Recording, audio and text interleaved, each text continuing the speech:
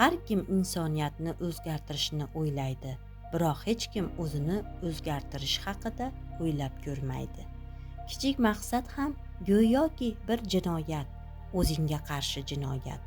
Doimo o'zingga munosib baho ber va yuksak cho'qqini ko'zla. Insonni keksaytiradigan omil ortida qolgan yillarning ko'pligi emas, balki maqsadning yo'qligidir. Yashab o'tilgan yillar yuzga ajin tushirar, ammo bemaqsad o'tgan yillar kishining ruhini o'ldiradi. Nega ba'zilar orzu qilganiga erishadi, boshqalar esa faqat orzu qiladi? Farq qayerda? Fikrda, irodada, harakatda.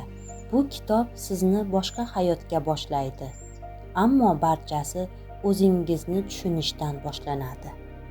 Muhammad Buzdaq turk muallifi, psixologiya, ong nazariyasi va ruhiy o'sish sohasida o'nlab yillar izlanish olib borgan mutafakkir.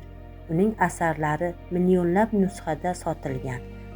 Buzdaq o'quvchilarga oddiy motivatsiya emas, balki o'zini chuqur tushunish va hayotni ongli ravishda boshqarish yo'lini ko'rsatadi. Tushun va bajar. Bu kitob emas, bu o'zgarishning boshlanishi.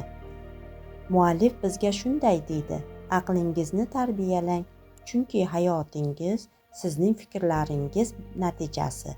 Bu asar orqali siz qanday qilib past ongingizni nazorat qilishni, ijobiy fikrlash orqali taqdirni qanday o'zgartirishni, harakat, iymon va niyat o'rtasidagi kuchli bog'liqlikni anglaysiz. Kitob sizni o'qitmaydi, siz bilan suhbatlashadi, savollar beradi, ichingizdagi cheksiz kuchni uyg'otadi.